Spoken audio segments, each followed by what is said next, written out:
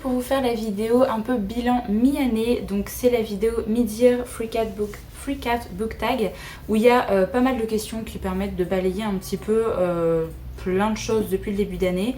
Donc voilà, je vais commencer tout de suite. Il y a quand même pas mal de questions. Je vous mettrai en barre d'infos les questions si jamais vous voulez reprendre ce tag également. La première question, c'est sur les meilleures lectures que j'ai pu avoir depuis le début d'année 2022.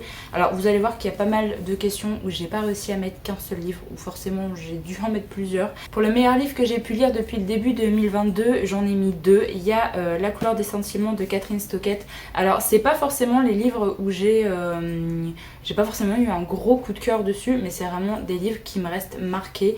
Et parce que j'ai pas eu vraiment d'énormes coups de cœur depuis le début d'année, mais vraiment c'est des livres que j'ai énormément appréciés et qui me restent vraiment beaucoup marqués. Là c'était un classique que je voulais vraiment lire cette année et je suis vraiment contente que ce soit chose faite parce que j'ai vraiment adoré l'histoire, j'ai adoré les personnages et j'ai adoré la thématique et comment ça a été mis en place dans le roman. Donc je suis vraiment très contente de l'avoir sorti de ma palle. Si vous connaissez pas, on est en Mississippi dans les années 1960 et on va parler notamment de ségrégation. Et on a le point de vue de pas mal de personnes, ce qui fait qu'on avance dans l'histoire avec plein de points de vue différents. Et c'était vraiment très chouette. J'ai trouvé que la mise en place des personnages faisait en sorte qu'on s'attachait vraiment très facilement à eux. Et j'ai beaucoup aimé l'histoire et la tournure des événements. Donc voilà, c'est une grosse briquette, mais ça se lit vraiment très bien et j'ai vraiment beaucoup aimé. Le deuxième livre que je voulais mettre dans cette première question, 2 minutes de Matt Haig, je vous mettrai la photo juste ici parce que je l'avais écouté en version audio. Matt Haig, c'est un auteur que j'aime vraiment beaucoup et ça n'a pas manqué avec son dernier roman qui était sorti. C'est une histoire un petit peu particulière puisqu'on est dans un mélange de contemporain avec une touche de science-fiction.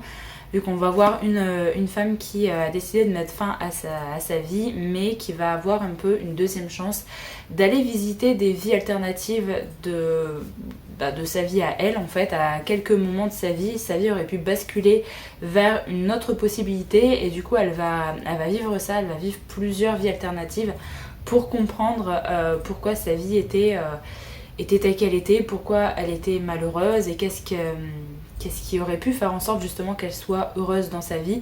Donc voilà, on a plein de petites vies différentes en fait au fur et à mesure du livre et j'aime vraiment beaucoup les thématiques que Matt Haig aborde dans ses romans et là vraiment c'est un roman qui était bien fait, que j'ai trouvé vraiment assez touchant et j'ai beaucoup aimé le personnage au fur et à mesure de la lecture. Au début pas trop, mais au fur et à mesure j'ai quand même beaucoup aimé le personnage principal. Donc voilà, si jamais vous voulez des romans qui sont des contemporains avec pas mal de thématiques, pas mal de questionnements humains qui sont abordés, mais avec des petites touches un peu de SF, les livres de Matt Haig, vraiment c'est génial. Ensuite on nous demande la meilleure suite que j'ai lue depuis le début d'année, donc pareil j'ai mis 2 romans. Le premier c'est la suite de Covenant, j'avais vraiment bien aimé le premier tome, mais franchement je trouve que la suite est vraiment de mieux en mieux, surtout au niveau du tome 2 et 3, je trouve qu'on avance vraiment bien dans l'histoire, on a le côté mythologique qui est de plus en plus mis en avant et ça j'ai trouvé ça très chouette. C'est de l'urban fantasy, donc si jamais vous aimez bien ça, ça peut vraiment vous plaire. On est avec de la mythologie grecque. Au début du premier tome, c'est un peu abordé mais sans plus, mais vous verrez qu'au fur et à mesure de la saga c'est vraiment mis en avant et on a de plus en plus le côté mythologique qui est abordé et c'est vraiment pour ça aussi que j'ai préféré la suite. Alors il y a quand même au niveau de la fin je trouve que ça traîne un petit peu, voilà, il y aurait pu avoir limite un tome de moins parce qu'il y a quand même pas mal de choses qui traînent et qui prennent beaucoup trop leur temps, mais j'ai quand même beaucoup aimé cette saga et surtout la suite du coup que j'ai préférée au premier tome. Et par rapport aux suites que j'ai beaucoup aimé aussi, c'est la suite de la saga Un palais d'épines et de roses. Donc là c'est Un palais de flammes d'argent qui est techniquement le tome 4 de la saga et franchement j'ai trouvé que c'était une très bonne suite.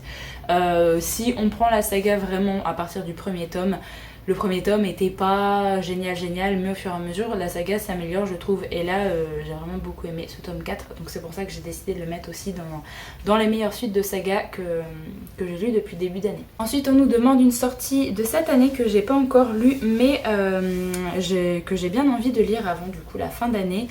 J'en ai mis plusieurs également, je vous mettrai les photos parce que c'est des livres que j'ai pas encore en ma possession. Il y a Les Sirènes de Malibu de Taylor Jenkins Reid qui est sorti chez Charles Boston si je dis pas de bêtises. C'est vraiment un livre qui me tente vraiment beaucoup. Je l'avais vu pas mal passer en VO et j'aime beaucoup ce que fait l'auteur. J'avais déjà lu les Marie d'Evelyn Hugo, donc voilà. J'ai pas encore lu l'autre avec Daisy Jones and the Six, mais j'aimerais bien le lire également. Mais celui-là me tente vraiment beaucoup. Il y a Gallant de Victoria Schwab que j'ai pas encore lu non plus. Il est sorti il y a quelques mois, je crois 1 ou 2 mois. J'aime beaucoup ce que fait Victoria Schwab. Et le troisième titre que j'ai mis, c'est une réécriture également de mythologie grecque avec Hadès et Perséphone qui est sorti là chez Hugo Roman. C'est clairement plus de la romance que vraiment quelque chose sur la mythologie, mais j'aime bien aussi lire ça en ce moment, donc ça me dérange pas que ce soit une romance avec un contexte de mythologie. Voilà, et je sais que c'est une saga de 2 ou 3 tomes je crois, il y a déjà le tome 2 qui est sorti, donc voilà, et ça sort assez vite chez Hugo là apparemment. Ensuite on nous demande la sortie de la seconde partie d'année qui me tente le plus. J'ai essayé de regarder un petit peu au niveau des sorties. Alors il y a quand même pas mal de sorties pour la fin d'année qui sont pas encore annoncées et qu'on peut pas forcément trouver. Mais normalement, si tout va bien avec les problèmes de papier etc, on devrait avoir la suite de Crescent City, donc de Sarah J Maas. Et j'avoue que la suite me tente vraiment bien et que je lirai, je pense, à sa sortie parce que c'est vraiment un premier tome qui m'a plu plus ou moins au début, mais au fur et à mesure j'ai quand même bien aimé l'histoire et j'ai vraiment très hâte de lire la suite parce que la fin m'avait vraiment plu. Donc j'espère que ce sera pas une grosse briquette comme ça. J'ai pas regardé le nombre de pages, mais j'espère que ce sera quand même un peu plus court. Mais j'ai quand même hâte de savoir un petit peu ce qui va se passer dans la suite. Ensuite on nous demande la plus grosse déception depuis le début d'année. J'en ai mis 2 également. Le premier, je vous mettrai une photo ici parce que j'ai le livre mais qui est à l'étage. C'est Maybe Now de Colleen Hoover. Alors on m'avait dit que c'était pas forcément l'un de ses meilleurs et que du coup une fois qu'on avait lu Maybe Someday c'était vraiment moins bon en fait que le premier tome. C'était moins bon aussi, j'ai trouvé que j'avais beaucoup aimé en fait Maybe Someday. Le problème que j'ai lu avec Maybe Now, c'est que j'ai vraiment trouvé ça dommage qu'on ait vraiment l'alternance entre 2 couples. J'aurais vraiment préféré qu'on s'attarde plus sur 2 personnages et que les 2 autres qui étaient présents déjà dans le premier tome, on les laisse un petit peu de côté pour vraiment avoir l'autre couple qui soit mis en avant et qui prenne vraiment tout le tome. Donc c'est vraiment ce que j'ai trouvé dommage dans cette suite. Donc c'est un peu l'un des Colleen Hoover qui m'a le plus déçu je pense. Donc voilà. Et le deuxième titre du coup j'ai mis dans cette catégorie qui a été un peu une déception, c'est L'étrange traversée du Sardam parce que je vous l'avais dit dans un vlog, je l'ai pas terminé, j'arrivais pas vraiment à me mettre dedans, je mélangeais beaucoup les personnages et je trouvais que c'était très lent à se mettre en place au niveau de l'histoire, sachant que j'avais beaucoup aimé le précédent Stuart Horton, donc je lui avais quand même mis la barre assez haute pour ce titre là, donc je pense que c'est aussi pour ça que j'ai eu une déception sur celui-là.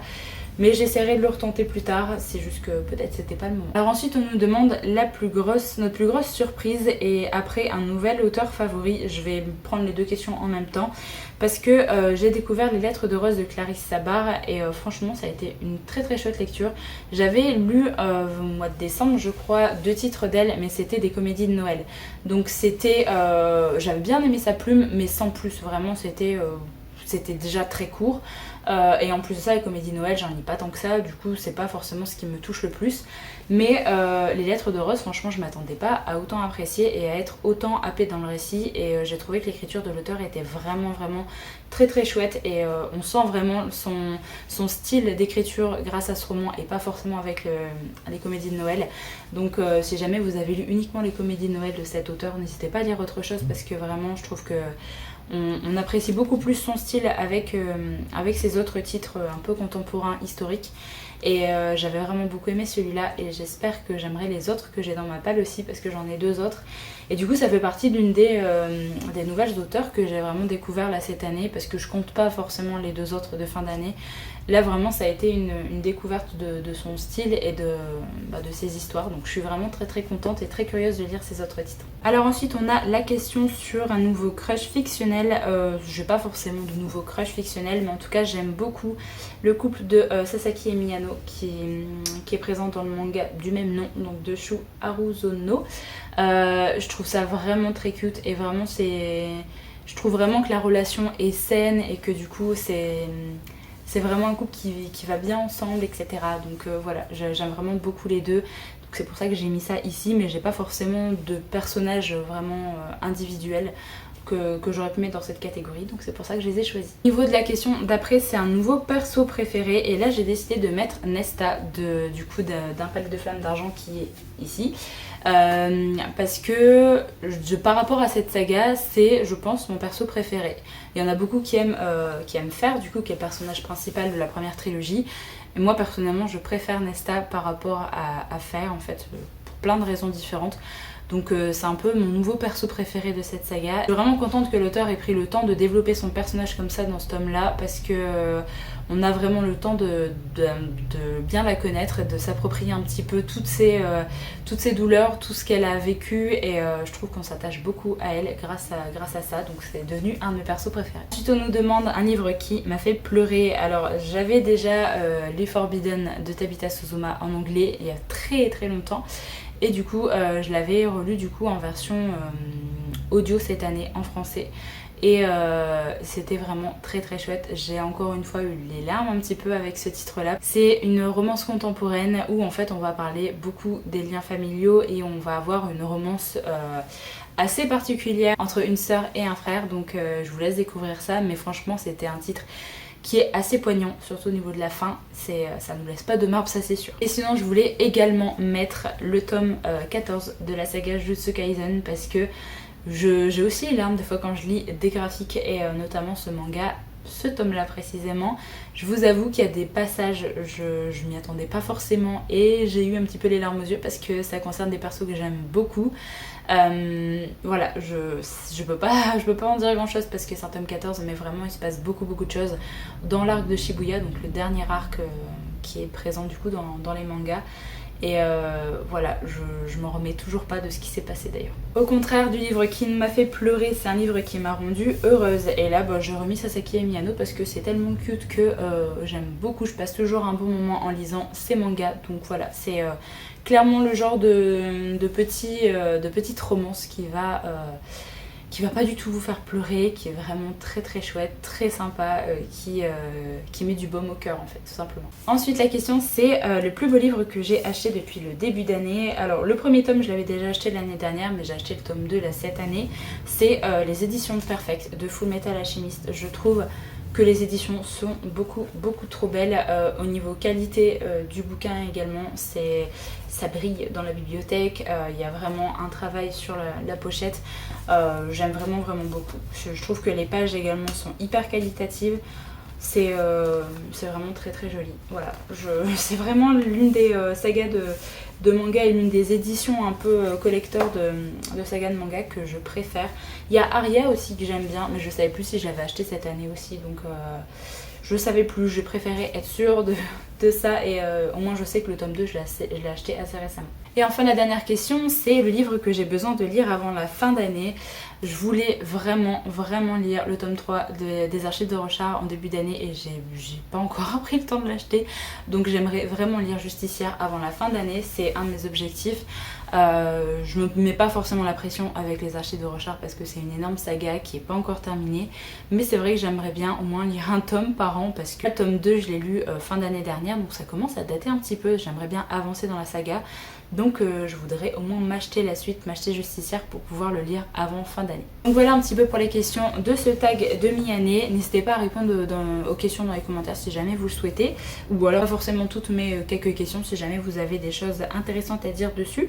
Je vous remercie du coup d'avoir regardé la vidéo jusqu'au bout, je vous retrouve très bientôt pour une prochaine, donc en attendant prenez soin de vous.